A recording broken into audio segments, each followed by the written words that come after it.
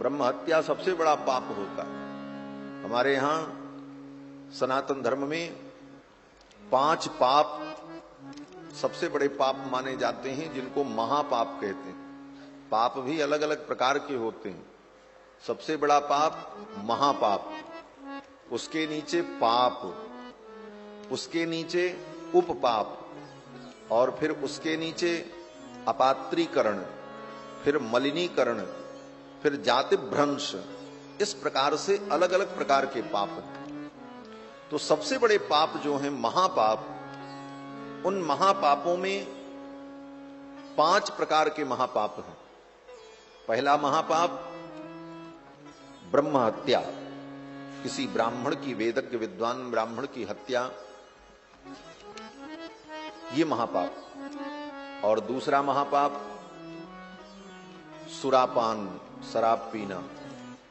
शराब पीना गौ हत्या से बड़ा पाप है, समझ लेना। अगर शास्त्र में विश्वास है, शास्त्र के आधार पर आप समझते हो पाप क्या है पुण्य क्या है, तो शास्त्र जो पाप पुण्य का निर्धारण करता है, शास्त्र के अनुसार गौ हत्या से भी बड़ा पाप है शराब पीना।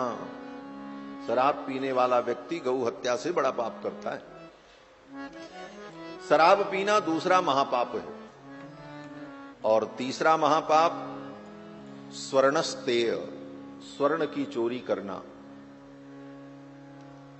किसी परिस्थिति में कोई चोर खाने पीने की वस्तु चुरा ले या कपड़ा चुरा ले या कोई चीज चुरा ले, तो उसका प्रायश्चित पाप का साधारण है। लेकिन स्वर्ण की चोरी करना ये महापाप माना गया। स्वर्ण की चोरी करने वाला व्यक्ति ही महापाप के कारण नरक में जाकर नरक की यातना भोगने के बाद जब संसार में पैदा होता है तो कुनखी होता है, उसके नख जो है वो गल जाते हैं, ऐसा शास्त्र में कहा गया। स्वर्णस्तेयी कुनखी, तो स्वर्ण की चोरी करने वाला व्यक्ति महापापी होता है। और चौथा महापाप गुरुवांगना गमन। आचार्य गुरु, अपने से जो बड़े लोग हैं, पूज्य जन हैं, उनकी पत्नी के साथ दुर्व्यवहार, ये चौथा महापाप है।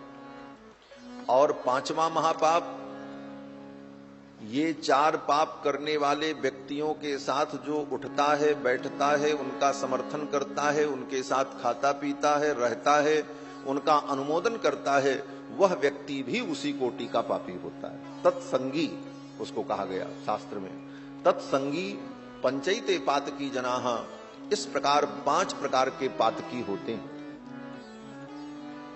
इन 5 महापापों से व्यक्ति को बचना चाहिए। भगवान कहते हैं कि ब्रह्म हत्या जो महापाप है, ऐसे करोड़ों ब्रह्म हत्या जिसको लगी हो, लेकिन वो व्यक्ति भी अगर सच्चे मन से भगवान की शरण में आ जाए कि आज से मैं कोई अपराध नहीं करूंगा, हे प्रभु मैं बहुत बड़ा पापी हूं, मुझे क्षमा कर दो, तो भगवान इतने दयालु हैं कि उसके जन्म जन्मांतर के सारे पाप को उसी क्षण समाप्त कर देते हैं। सन्मुख होय जीव मोहि जबहि, ये जबहि शब्द का जब प्रयोग किया गोस्वामी जी ने कि सन्मुख होय जीव मोहि जबहि जन्म कोटि अघनासई तबहि, माने उसी समय।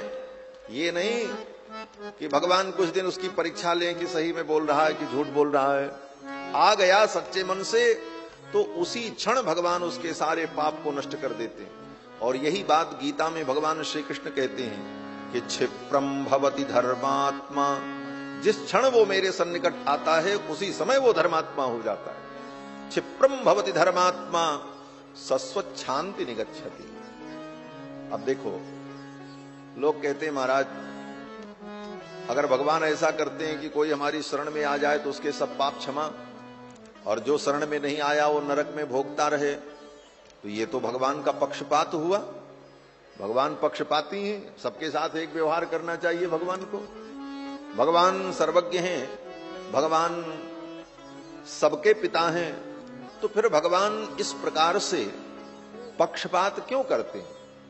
भाई जो उनकी शरण में आ गया, उनका नाम लिया, उसका सब पाप माफ। और जो उनकी शरण में नहीं आया वो भोगे नरक में, उसको नरक जाना ही पड़ेगा। तो ये तो पक्षपात हुआ। तो भगवान कहते हैं हाँ ये पक्षपात हुआ और मैं पक्षपाती हूं। इस बात को भगवान स्वीकार करते हैं, कहते हैं मैं पक्षपाती हूं। अगर मैं पक्षपात अपने भक्तों का नहीं करूंगा तो भक्ति का मार्ग सदा सदा के लिए बंद हो जाएगा। भक्ति के मार्ग में कौन आएगा? अगर भगवान पक्षपात न करें अपने भक्तों का तो भक्ति के मार्ग में कोई आने वाला नहीं है। भगवान तो खुलेआम अपने भक्तों का पक्षपात करते हैं, अपने भक्तों का पक्ष लेते हैं। प्रमाण, बोले प्रमाण है। जिस पाप के कारण भगवान ने बाली को मार दिया, कहा कि देखो बाली तुम पापी हो, अनुज बधु भगिनी सुत नारी सुन सठ सम कन्या ये चारी, इन्हीं कुदृष्ट बिलोक ही जोई ताई बधे कछु पाप न होई। उसे मार देना चाहिए और तुमने ये पाप किया है इसलिए मैं तुमको मार रहा हूं। ये कारण बता करके भगवान ने बाली को मारा और इन्हीं कारणों से भगवान ने रावण को मारा। लेकिन जो काम बाली ने किया वही काम सुग्रीव ने भी किया, और वही काम जो काम रावण ने किया वही काम विभीषण ने भी किया। लेकिन सुग्रीव और विभीषण को भगवान ने दंड नहीं दिया और रावण को बाली को भगवान ने मार दिया।